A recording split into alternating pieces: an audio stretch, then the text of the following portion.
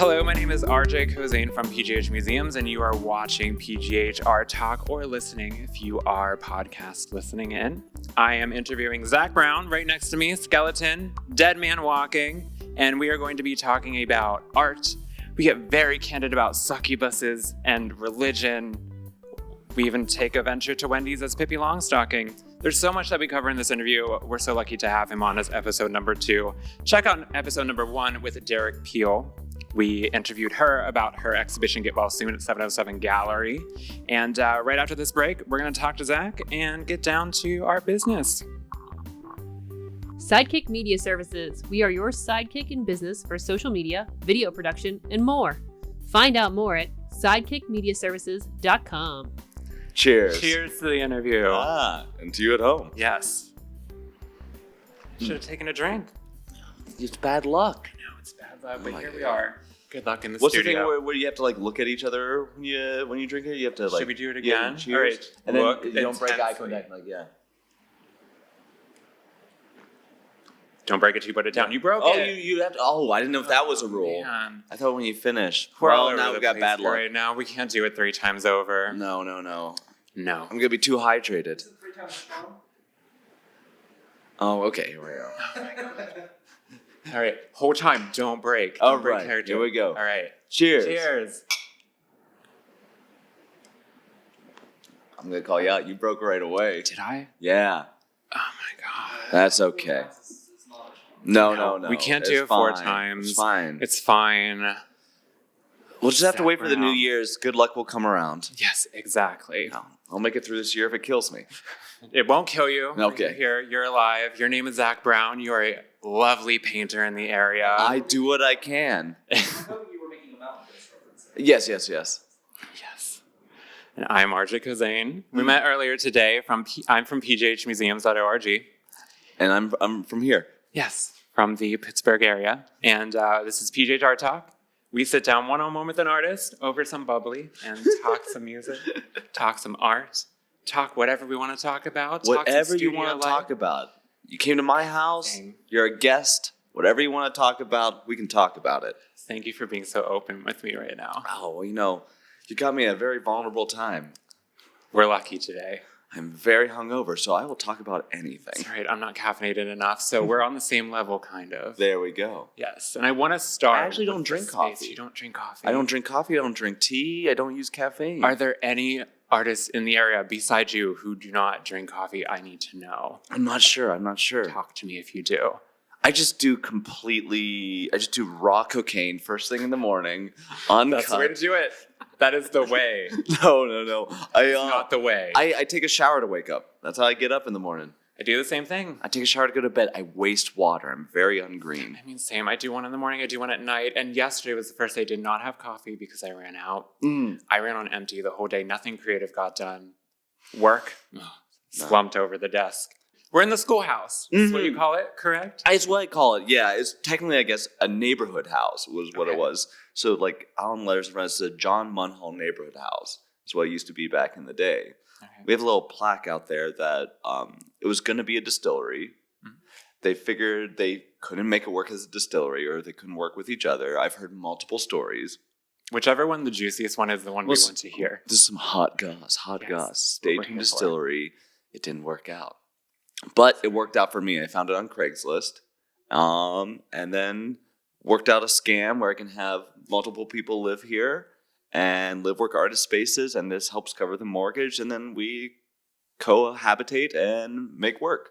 Nice. Are you guys like separated, or we're in this huge studio, which I'm sure we cut the in main between thing- the video, but Yeah, the main thing So we big. share is the kitchen and the bathroom. So that's intimate enough. it's enough. That's enough whenever you're creating something. Well, you're creating something to eat, and then you create something else. Yes, exactly. It's all art. When Yeah. I'm baking cookies, I bake a ton of creativity into them. Oh, see, I can't key. bake. I can't bake too much science, too much mixing. Oh, I can cook. This is more improvisational. I'm like, oh yeah, put an egg in that. Why not? yes. You don't need to measure anything when you cook. It's fine. At last holiday I was at, almost got the store-bought cookies, just burnt batches on batches of them. It was fine. So yeah, cooking, it's more the artist's way. Although I mean, I like every other person who watches the great British Bake Off with girlfriend. I've never seen that. It's fun. It's But I hear really it's so delightful. soothing It and is happy. very soothing. It's like just like rubbish. I didn't put enough. Oh, no. It was this one. They call it. They don't call it oregano. Oregano. Oh, rubbish! I didn't put enough oregano. It's so wholesome sounding. I Everything I know. hear about this. It's As opposed to like when we're creating art, you're very like death oriented and black colors, beautiful. But and then I'm just like, oh, rubbish! I didn't put Rubbish, enough death sorry. in my painting. Yes. Deadlines, who needs them? Eventually, deadlines Yes, can be very okay. motivating. They can be, especially when you're down to that wire and it's like, oh, this goes up tomorrow. Oh my goodness! I was with the monsters. I was doing stripes for forever, and like until I went fucking cross-eyed, doing all the copper stripes. The Monsters, which was on display at the Center of the Arts. The Pittsburgh Center of Arts, rest in peace. Is it gone? It's I dead. didn't know that it Well, died. they're still doing classes there, but they're moving out of the Okay. yellow building, and they're no longer doing exhibitions there. Well, at least they're resurrecting in some way. That's Well, good. I mean, continuing on, yes. we'll say nice things. Yes. We always say nice things here. In terms of the monsters, it was called 13 Monsters. It was at the center. And we have a mutual friend who you put in the exhibition, Brian Swarrick. Oh WYP, who we love. Brian's a sweetheart. Yes, he is. He's fantastic. Yes. And my question. Also for famous that- as Abraham Lincoln. Yes. We love the drag scene. Mm-hmm. I did not get to see Abraham Lincoln, but I have seen pictures and it was glorious. I've seen the evidence, and it stacks up against him. that He I'm just does picturing, have the gams. a beard in the corner of a room that you just pick up and you're like, aha, you were Abraham Lincoln. I knew it. I knew it all along. all along. Almost like they're some masked vigilante running around town. But in those heels, I don't know. It'd be difficult. He can run in them. She's fine. Sure-footed. Yes, for sure. I was going to ask you why you called Brian a monster, but now we know. The evidence was in the corner. We picked it up. Abraham Lincoln, alter egos, it's done. But for real, 13 monsters, 13 portraits, I'm assuming? Yeah. So I had so it was basically coming from the show I did prior to that. Was the title was "If We Keep This Up, We're Gonna Kill Each Other," and it was a lot of kind of over the top dead animals hanging around each other. So it's like a bouquet of dead birds, a garlic braid of dead rats, a maypole of dead cats, and I was going there doing a lot of tiny fur, a lot of egg tempera little lines coming across, putting all their fuzz together. And I was like, okay, so my next show, I'm going to go easy on myself. I'm just going to do 13 monsters. I'm just going to have fun. I'm going to do this. And I had proposed the show to PCA, and they picked it up. And then I'm like, oh, I've got like 4.5 months to do this. This will not be as relaxing as I thought. Huge body of work to present in 4 months. Yeah. And I had decided to put them all in these intricately striped robes. So that was all that too. And I'm not really like an improvisational painter. I have a plan.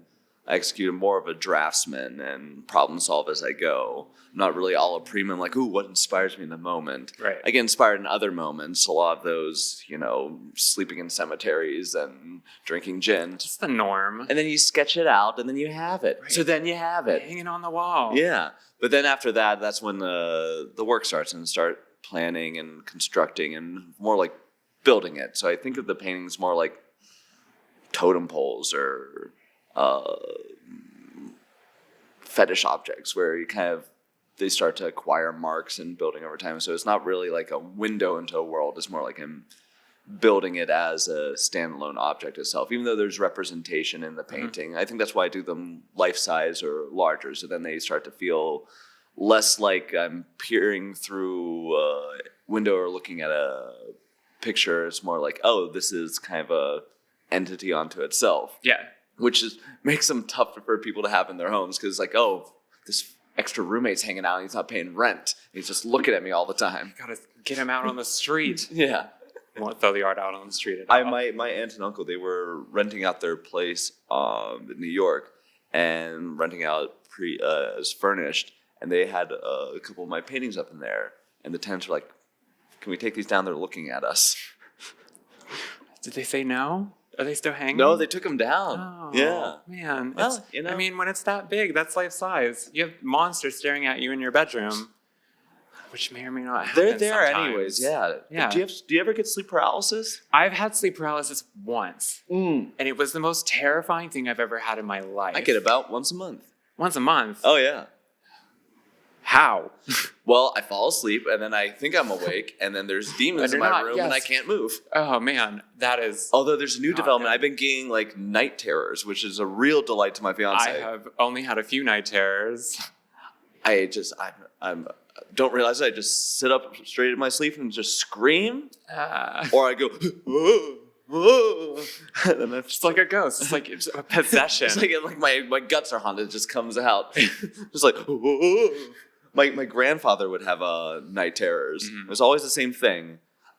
Just like some guy chasing with a knife. Never calm yet. So keep on running, Grandpa. You got it. Can't. No, But once we- you're caught and you're dead, you die in your sleep, you die in real life. It's the folklore. This is what the Matrix taught me. Yes. And now I know Kung Fu.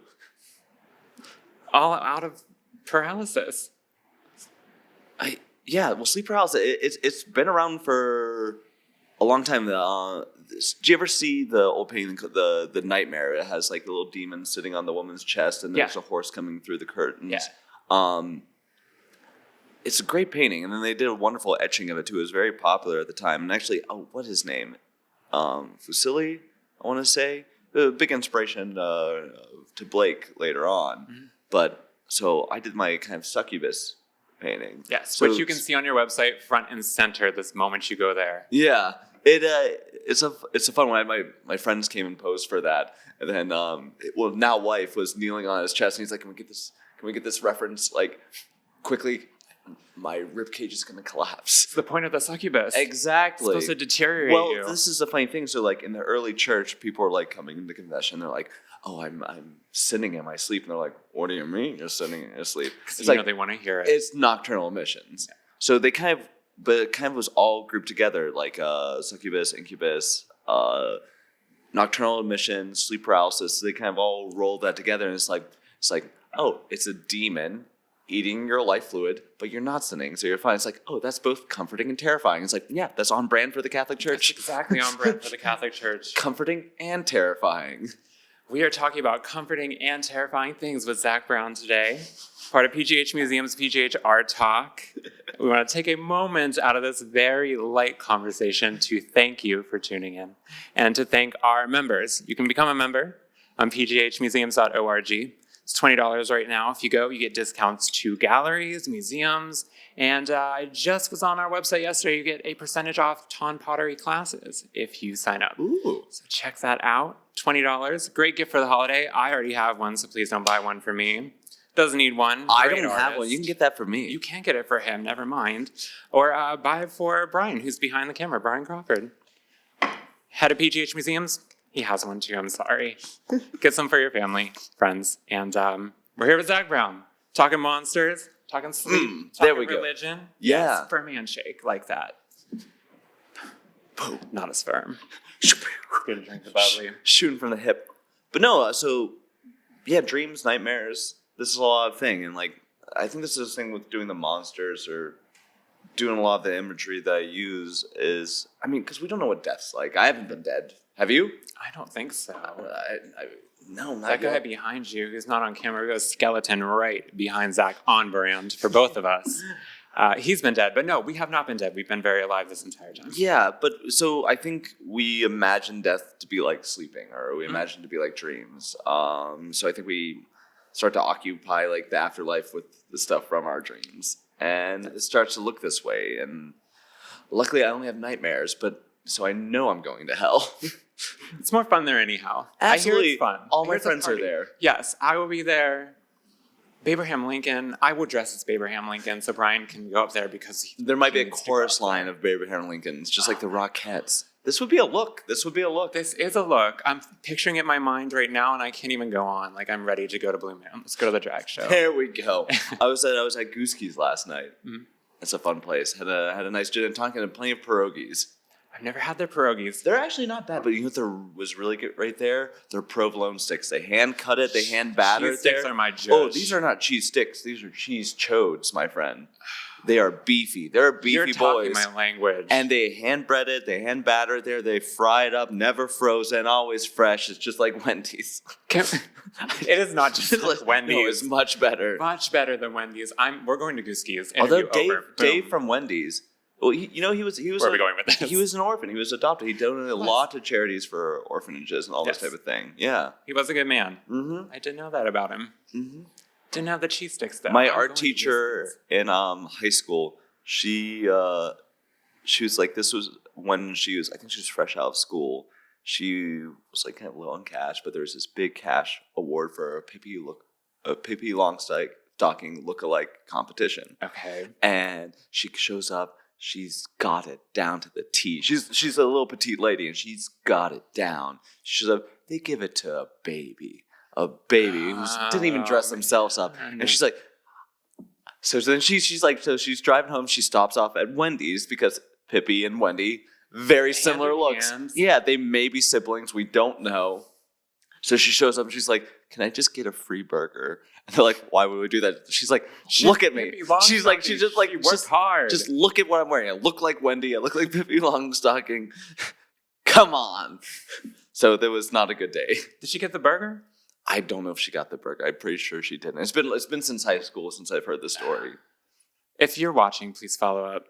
I need to know if you got the burger. But from the past to the present, what do you got going on right now? You have something up in New York right now. Yeah, I've got some. It's a small work show at Booth Gallery.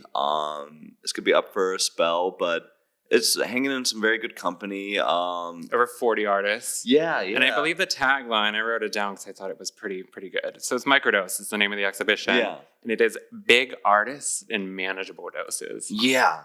Well, that's the So thing. lots of egos, little room. It's a big room, but little pieces. Yes. It's one of the more it's some of the more manageable size work I've made. Okay. As opposed to the I'm bigger ones. I'm a bit of a size queen, I guess. Who's not?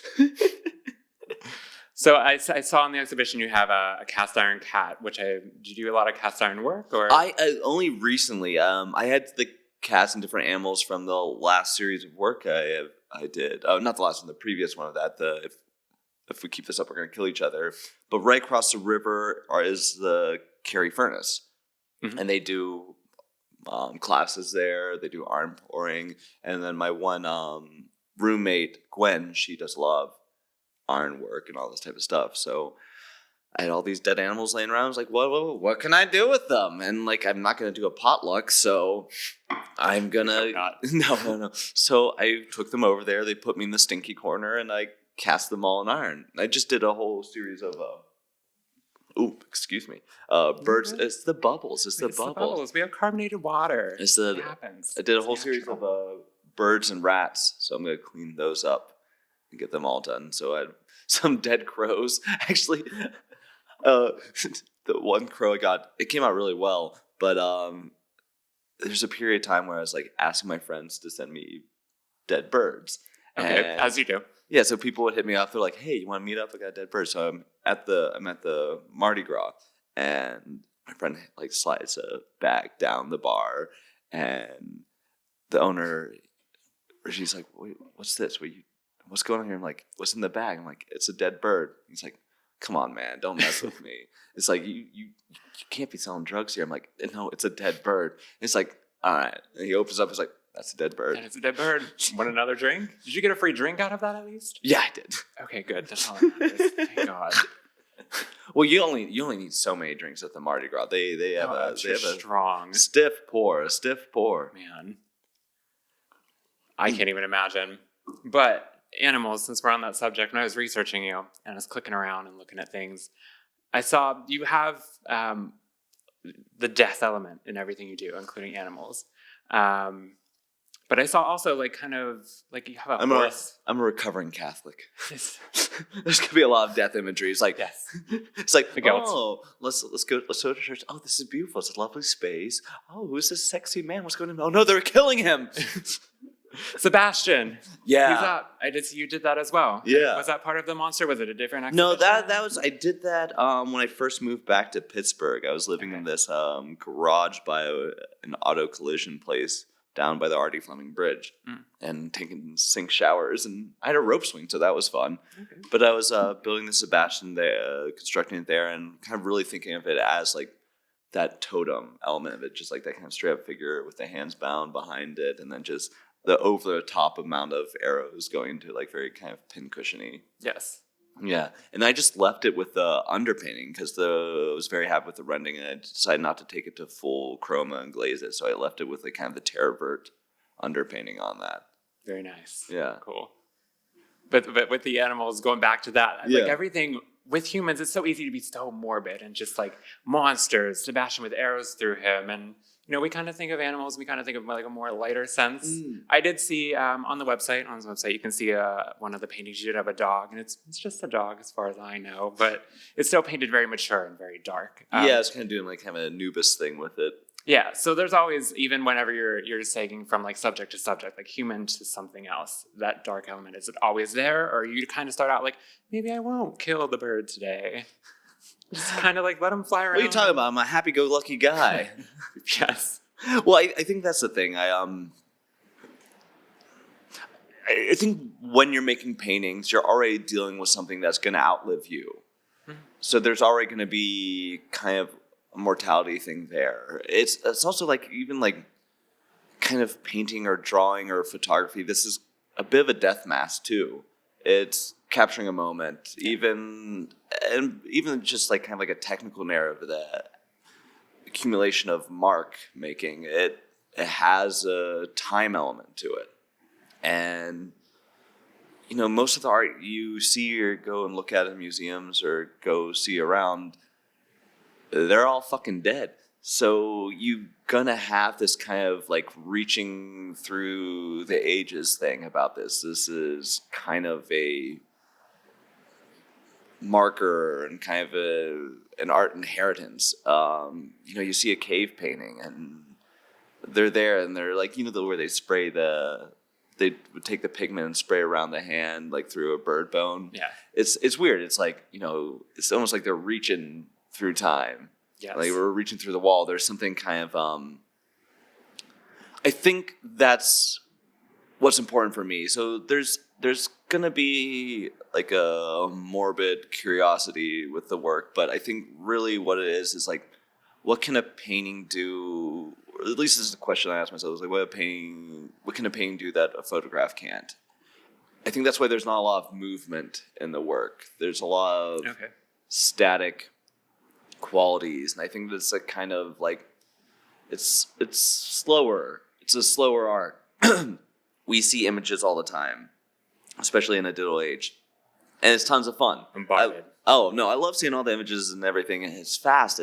I can't imagine a time in existence where humans have had more visual things to look at. It's thrown at you all day long. You know, it's like online, offline. Well, it's everywhere. Well, yeah. I mean, talking back in like we were talking about the church earlier. Like this is why these churches were so over the top. Most of your time is like, I'm looking at a field or I'm looking at a dirt wall, and then you go to this place and it's gilded and there's everything. They're like, oh my god, what the hell is all this? Right.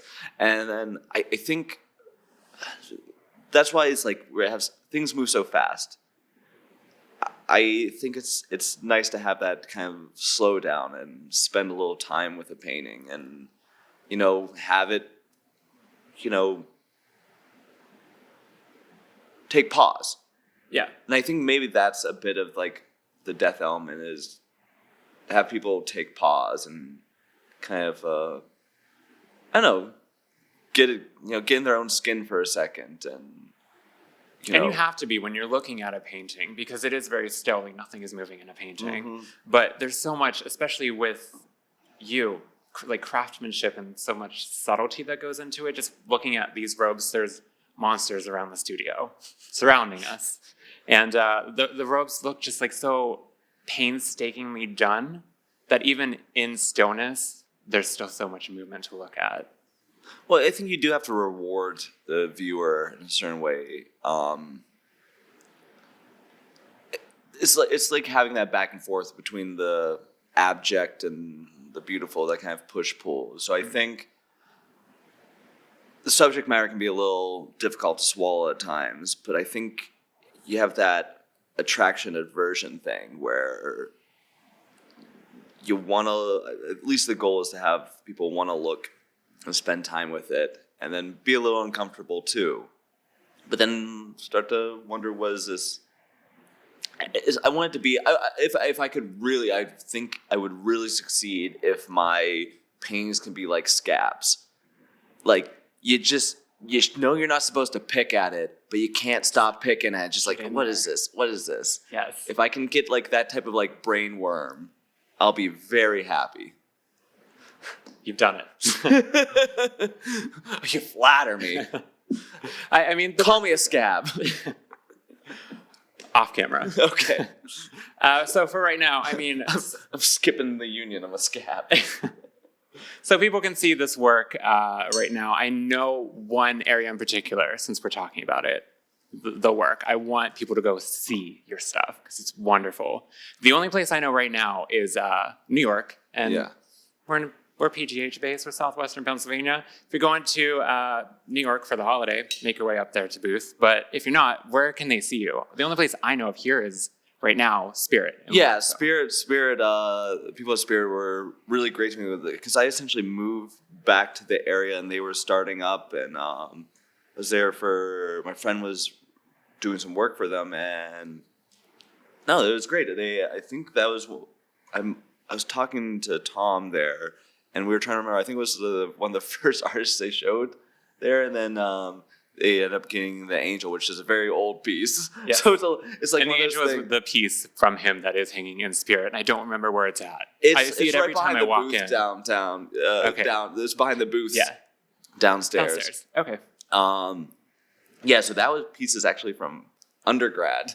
Oh, okay. So sometimes it's like, oh no, how embarrassing, my old work. It's great though. It fits the aesthetic. of Yeah, Spirit. it works out So well. It is the angel and Spirit. It's the archangel. And Yeah, Spirit. yeah. Yes. And then that was my girlfriend's younger sister that posed for that. Okay. They actually had the sword at their house, so whipped that out, and I made a ragtag outfit pose with like some belts out of a bed sheet as how do you solve a problem like Maria? I was like dressed in the Von Trapp children. How do you go about even asking people like that to do these? Like, hey, Brian, want to be a monster? Hey, want to be this? The monsters this was angel? easy. I put it out there, so it was easy because like no one was going to be nude completely. They just had these robes on. Yeah. But I just put it out there, and people showed up, and it's kind of like if you build it, they will come type situation. Okay. Yeah. But most of the other times, like I call on my friends a lot, and I grew up with a close knit group of people and known each other for, some of them for over 2 decades now. But so it's like half the time they'll see a look in my eye and they'll be like, okay, Zach, how naked do I have to get? I'm like, no, you don't have to get Not that this naked. time. Oh, you can get naked anytime you want. But for this one, it's just gonna be your feet sticking out. I'm assuming that's mostly fine with people. Yeah, that'll be fine. Okay. I would hope so. Beyond that, is there anywhere else right now that they can see your work, or is there something upcoming? Or working on anything? Honestly, if people want to email me, I'm always happy to have people over for a studio visit. It's a beautiful studio, so I don't pass that up. I'll be emailing you in about 2 hours to come back and check this out again. Absolutely, we'll have a cocktail. Yes, it's done with some bubbly. Absolutely. Yes. And I guess the last thing I really am interested in is you've been in the schoolhouse. Have you been here for a while? 3 years now. 3 years. Prior to that, you grew up in Mars, not too far away. No. Small town. And though. I was conceived in the city. Okay. I did the math. How did you do the math? Well, Dare I ask? birthday, and then when they moved out to Mars. Actually, there's a funny story about this. Eric Shiner, he used to be here in the city. He's doing a new project now out in Red Hook. But I had met him once or twice in passing in New York, and I moved back to Pittsburgh. Hit him up, and we went to the Mardi Gras. We were hanging out and talking. And then he didn't grow up too far from where I was out in Mars. And we were talking, and he was like, well, actually, I was conceived a couple blocks over. He goes, what street? I go, Ivy Street. He goes, what house? I go, oh, you know the house with flamingo doors? He goes, are your parents Jeff and Becky Brown? I go, yeah. He goes, oh, they're some of the best landlords I ever had. Whoa. So yeah, he used to be. I go home, tell my parents about it. It's like, oh, Eric, yeah, he was a great guy. Back to the wholesome talk. Mhm. And then, Well, Pittsburgh, the art world in general, with Pittsburgh, it's a small town masquerading as a city. I tell everyone from out of town who comes in, don't expect a city, especially if they've grown up in a city. Because you come here, and I grew up in Greensburg, so we both come from like the my small mom grew up in areas. Greensburg. Oh, nice. Actually, my mom's uncle dated Shirley Jones back in the day. Yeah. Okay. Yeah. Very interesting. Partridge Family. Yes. Yeah. Come on, Well, get happy. she was Miss Pittsburgh. Actually, there's out in Denver, not Denver, just in Colorado in general, there is a Partridge Family temple. It's a cult based on the Partridge Family. Excuse me? So I'm kicking myself. I need to go to the next time she's doing a book signing. Upstairs, I have the Partridge Family Temple Bible that was sent by Whale Song Partridge. The guy changed his name to Whale Song Partridge. But it's very groovy stuff. The interview's over. We're going upstairs. I'm taking the Bible. Yeah. It's done. I don't even know where I was What going. am I going to with read every Greensburg night at before I this go to point bed? anymore. No, I'm reading it now. That's probably why you're getting sleep paralysis. Oh, Imagine just like the Partridge Family surrounding your bed. Was it Danny Terrifying. Tamborelli? Is that no? That's all that. And I'm thinking of another little redheaded. Danny Partridge, duh. Yeah, no. Who's I the don't actor? remember their names. Yeah, I'm trying to remember his name. He played the youngest. I know who he is, though. He's not the the most controversial one out of all of them. Yeah, but it's also he's another redhead with freckles. He should have tried out to be he would have won the Pippi Longstocking competition. No. I'm sure he's gotten enough free cheeseburgers in his day. He's fine. possible. He's completely fine. He did one of those celebrity boxing matches. Remember when they were doing that? I remember seeing him in the early 2000s on a ton of celebrity reality shows, but not that one. Yeah, they did this as celebrity boxing. Screech did that too at one point. I'm going to go down a YouTube hole today. I'm going to take a Bible. I'm going to probably take a few of these monsters home with me. Thank you so much for doing this interview Thanks for today. coming You've over. been great. This is Zach Brown, painter extraordinaire. I am RJ Kozane from PGH Museums. And this has been PGH Art Talk.